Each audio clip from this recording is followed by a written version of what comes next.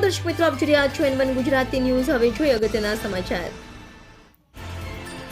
અમદાવાદમાં આંતરરાષ્ટ્રીય પતંગોત્સવ 2025ની શરૂઆત થઈ ગઈ છે, જેમાં 47 દેશના પતંગબાજો પોતાની કળા બતાવશે અને પતંગોત્સવનો આનંદ માણશે।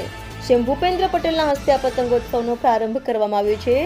14 જાન્યુઆરી સુધી આ પતંગોત્સવનું આયોજન કરવામાં આવ્યું છે, જેમાં 47 દેશના 143, ગુજરાતના 417 પતંગ રસિયા જોડાયા છે અને રાજ્યોમાંથી 52 પતંગ રસિયાઓ ભાગ લેશે।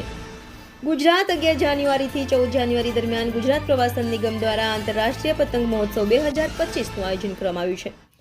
આ આંતરરાષ્ટ્રીય પતંગ મહોત્સવનું ઉદ્ઘાટન સમારંભ 11 જાન્યુઆરીના રોજ સવારે 9 વાગ્યે અમદાવાદમાં વલ્લભ સદન રિવરફ્રન્ટ ખાતેથી થયો છે। અમદાવાદમાં આયોજિત આંતરરાષ્ટ્રીય પતંગ મહોત્સવ 2025ના ઉદ્ઘાટન સમારોહમાં મુખ્યમંત્રી ભૂપેન્દ્ર પટેલ અને નેતાઓ હાજર રહ્યા હતા।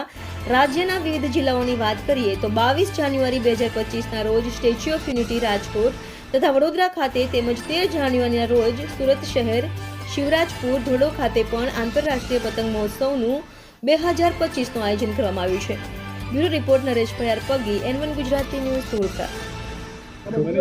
દર વર્ષની જેમ આપણા આદરણીય વડાપ્રધાન અને તત્કાલીન મુખ્યમંત્રી શ્રી નરેન્દ્રભાઈ મોદી સાહેબે આંતરરાષ્ટ્રીય પતંગ મહોત્સવનું જે શુભ શરૂઆત કરાવી હતી, એ દર વર્ષે આ ભવ્ય આયોજન મકર સંક્રાંતિ પર્વ પર આપણે કરવામાં આવે છે।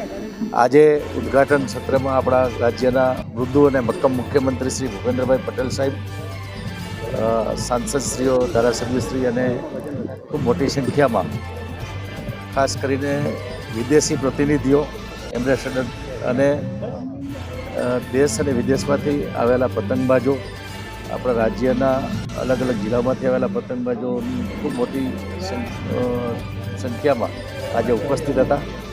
દર વર્ષે કંઈ ને કંઈ નવું ઉમેરાતું જાય અને એ રીતે આપણે આ આંતરરાષ્ટ્રીય પતંગ મહોત્સવનું આ વખતનું જે આયોજન છે, એમાં આપણે અહીંયા જુદા જુદા સ્ટોલ પણ ઊભા કરવામાં આવ્યા છે। 12 અને 13 તારીખે સાંસ્કૃતિક કાર્યક્રમો સાંજે રાખવાના છે।